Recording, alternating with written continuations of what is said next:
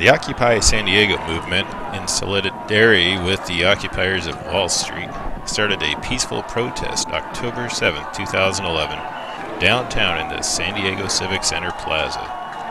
This protest involved supporters occupying a public area in order to voice a variety of concerns loosely centered on the belief that financial institutions have way too much influence over our government.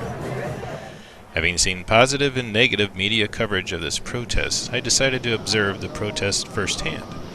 On Thursday, October 13, I boarded a trolley and headed downtown to where the action was. My first impression is that peaceful protesters have a lot of free time to make posters. A lot of posters. I could spend my entire afternoon reading posters. With so many posters, one cannot help critiquing them. This is my favorite.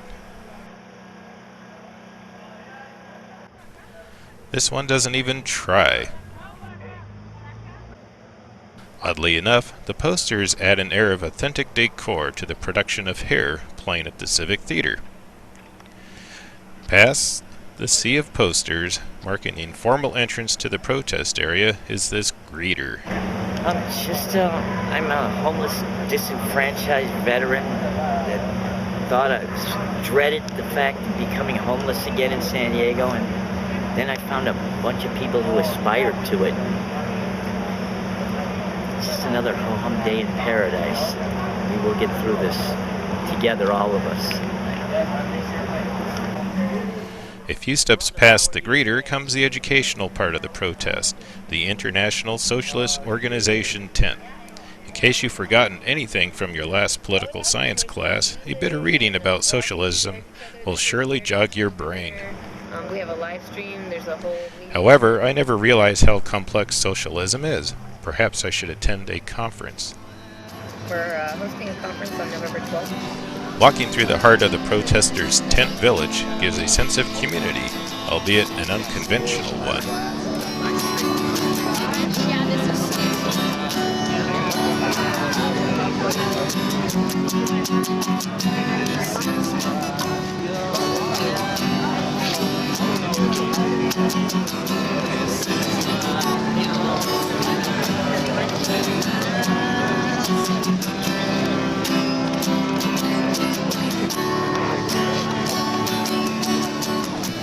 Volunteers man the kitchen and water supply, handing out food to whoever needs it. Donations of food and money keep the kitchen stocked. A first aid station attends to those needing minor medical assistance, sunscreen, lotions, and of course, condoms. This library offers protesters an eclectic range of reading topics, ranging from science fiction to practical field guides to philosophy. For a less cerebral pastime, a collection of games help while away the slow hours, especially this slightly ironic board game. The more artistically inclined hang out at the poster shop. The comfort station dispenses clothing, helpful literature, hugs, and a bit of insight from this volunteer. That wealth isn't distributed on an equal level in any way, shape, or form. The gap between the classes, if you will, is growing every day. More and more people are homeless, more and more people are out of jobs all the time. We're sending those jobs overseas, and that money is not coming to us. We're not seeing any of it, and ultimately, we're all going to continue to fall into this hole, and there's not going to be any way to climb out of it. One often overlooked but highly important activity of any group of people is sanitation. Fortunately, the occupiers prepared well to ensure the area was kept clean. Just a volunteer doing sanitation, and what happens, happens.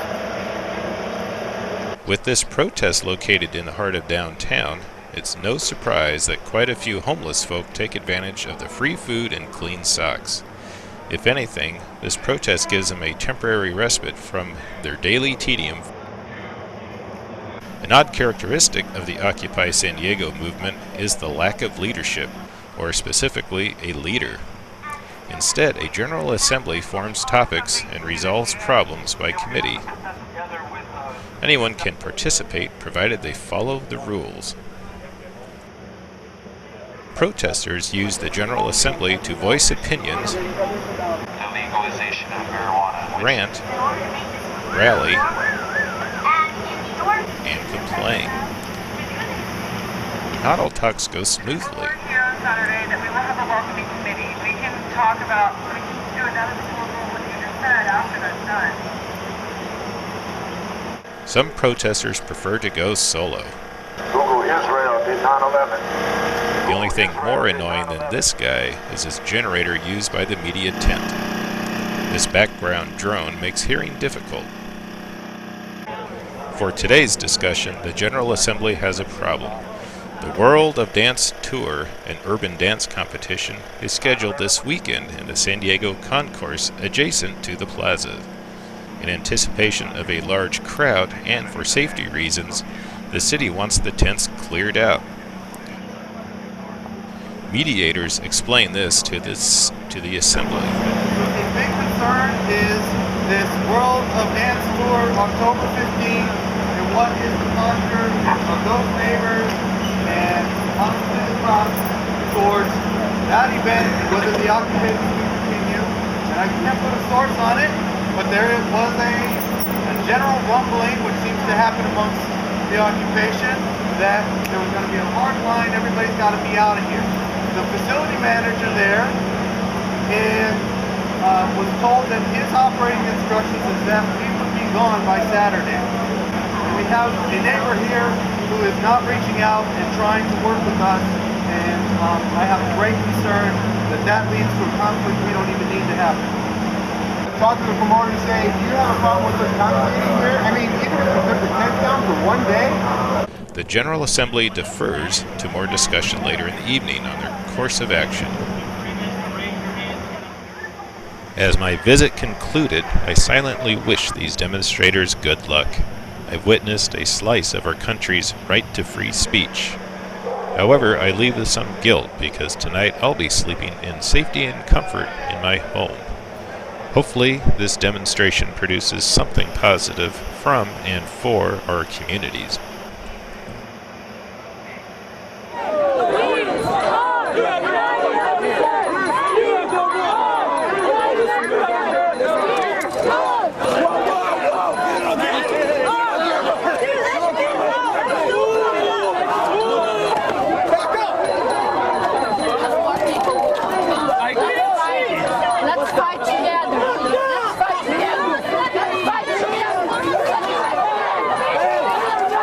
However, early the next morning, San Diego police tore down the camp and pepper sprayed a few remaining demonstrators who wouldn't move. The World Dance Tour went as scheduled. The demonstrators were allowed back into the plaza, but were not allowed to erect tents or tables, except for one symbolic tent. The occupation continues.